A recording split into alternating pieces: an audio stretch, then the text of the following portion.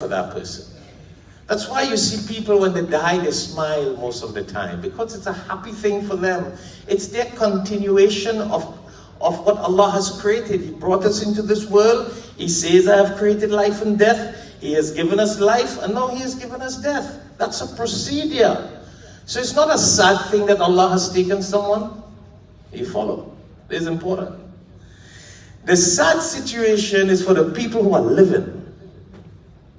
Remember this. The sad situation is for the people. The person who lives a good life is always willing to meet his Lord. Meet Allah. Go back to Allah.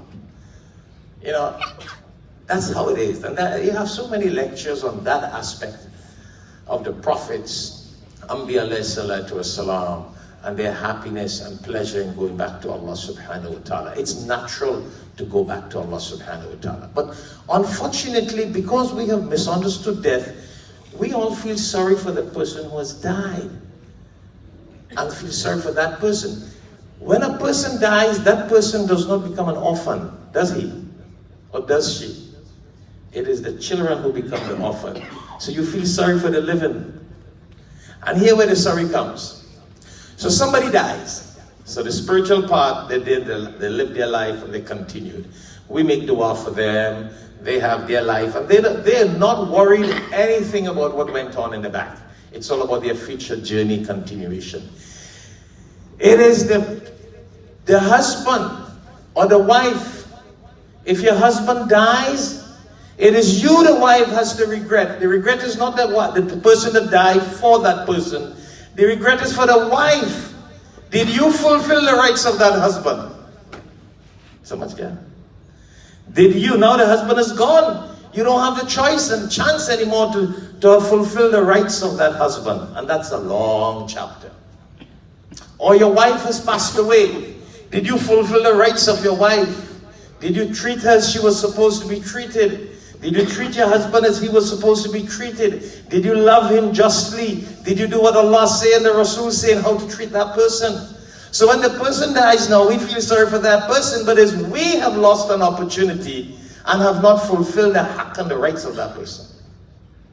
Now sometimes you may not understand it there. Let's put it into parents. Our parents have passed away. And then somebody is like, Bhai, I feel sorry for your mother, she died. But it's not that. I feel sorry for you. Did you fulfill the rights of your mother when she was alive? See the point, Hafiza? Did you treat your mom as she was supposed to be treated, because you have become an orphan? You now don't have a mother's dua. You now have lost the opportunity. You have lost the opportunity to do the khidmat for your mother. Prophet ﷺ says, woe unto that person who has old parents and have not done their khidmat and used that up as an opportunity to get Jannah. Lanat hayuspal, warn him. Meaning, those parents were opportunities for Jannah. So the sadness is for those children, that wife, that husband, that brother, that sister who did not fulfill the rights of her brother or sister. You see the point? It is the living who has lost someone. The dead doesn't lose anybody. You follow what we're saying here?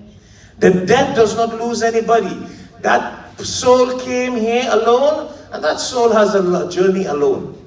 It is you and I who have lost a brother. It is you and I who have lost a sister. It is you and I who have lost our parents. It is you and I, the living, who have lost their husband and wife. It is you and I, your child dies. Your child dies in an accident. And everybody says, sorry for the child. It's sorry for the parents. Were you bringing up that child the right way? Did you fulfill the proper rights of that child? Did you teach that child the Quran that the child was supposed to learn? Did you teach that child the best manners that you were supposed? You did not fulfill the rights of that child. Hafiz Fiyaz, you understand? And I see that happening everywhere we go. People are like, sympathy for the person who died. It's the family who did not fulfill the rights, because you have lost out. You have lost the opportunity. You know, I have a friend who called me recently, Tari Abdul Jalil from London. There's a couple, 3 weeks we were talking. And he was like, boy, you're very fortunate. I'm saying, what you mean? Say, your parents still alive. My parents not alive. I don't have a mother and father to make dua for me. I don't have them around to do their khidmat and do something for them. Because he's an alim, he's a scholar, so he understands it. So what we're saying, don't wait for the parents to die, or your brother. Not only parents. You see, nowadays a lot of people only, yes, parents are, they're parents. But it can be your brother, your sister, your children, your wife, your husband. Fulfill their rights and do the khidmat and be just and nice to them on what you are supposed to do for the pleasure of Allah. So when they die, we the living don't regret. You know, I was supposed to do that. You know, I owed him this, I was supposed to give him back. You know, I broke her heart, I was supposed to give her this. My mother, my daughter, my sister. That's the point I'm getting at. And that's where a lot of people, and it continues, and then we keep on feeling sorry for that person who died, and we continue doing the same mistake, and we are not being nice to who are alive around us, so that we would have had their du'as, have their forgiveness, do the khidmat and the service for them. Big brother, big sister, small sister, your neighbor died, did you fulfill? Okay. Some people, yeah, my neighbor died, I'm so sorry for the neighbor died. Don't you hear that all the time? Itna afsos ki baat hai, mera parosi mar gaya bhai, my neighbor died. So everybody's feeling sorry when the neighbor died, but did you fulfill the rights of the neighbor as a Muslim? See the point? As a Muslim, the sorry is about you. You have lost the opportunity to have done the khidmat and the rights of your neighbor that Islam speaks about. See, you had a guest that visit your home. You didn't treat them the way Islam says. To get the barakat and the blessing of a guest, the khidmat, the way, the open-heartedness, the way Islam says. The person died, you feel sorry for that person. It's you have to answer for not treating that person when that person was alive, how that person should have been treated. You see the problem is? That's what the problem is. And that's a major problem. And if we would think like that, then every time someone passes away, we will all pull our socks up and try to live a better life and see where we have shortcomings and whom we did not fulfill the rights of. Your spouse passed away, you start telling all your friends, brother, take care of your wife and your husband properly before they pass away, and you will have to answer for not doing your job right. Start giving that dawah. And let that continue, and we'll live a better life, a happier life, a more blessed life. And would not have to live with guilt. Because a lot of times people say that, but in their hearts, at the bottom of their hearts, they're guilty that they did not do what they was expected to do for their parents. And the parents died, so they lost out. The living lost out. They were not supposed to, they did not do for their brothers and sisters, their neighbors, what they were supposed to do according to Quran and Sunnah, so we lose out the living. Even our children, you have rights. The children have rights upon parents. You're supposed to do what you have to do for them. Rather than when they die, you begin all these long tears that the child feels sorry for the child. You've got to feel sorry for the parents who did not do what they were supposed to do, that Allah says we should do for the children. Because this is a responsibility, a trust that Allah has given to parents to bring your children in the right way, good manners, Islam. And then you don't do that and they died, you are guilty for not doing your duty to them, for them. And these things happen all the time.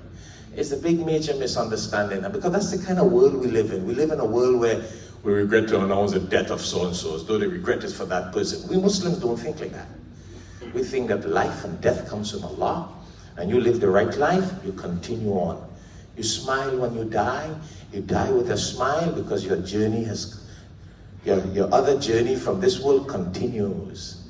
That's not a sad thing, that's a natural thing. That's a natural thing. That's from the mercy of Allah. Actually, when a person dies, that is even more blessed for that person than those who are alive, because the end of trouble comes. The end of sins come. The end of wrong deeds come. So many things that person is saved from continue, mashallah.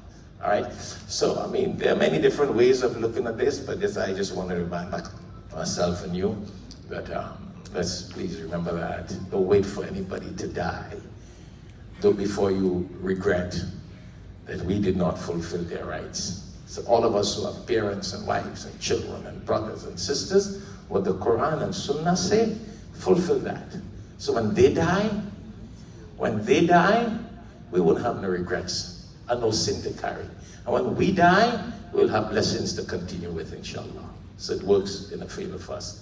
So may Allah subhanahu wa ta'ala bless us, may forgive us, and I'd like to call Maulana Roshan Sahib to come up and make the dua, inshallah. We have the list of the names, and I'd say a few words of advice as we conclude, inshallah. And remember, there's dinner. And we have the dinner. The dinner will be immediately after the Isha Salah, inshallah.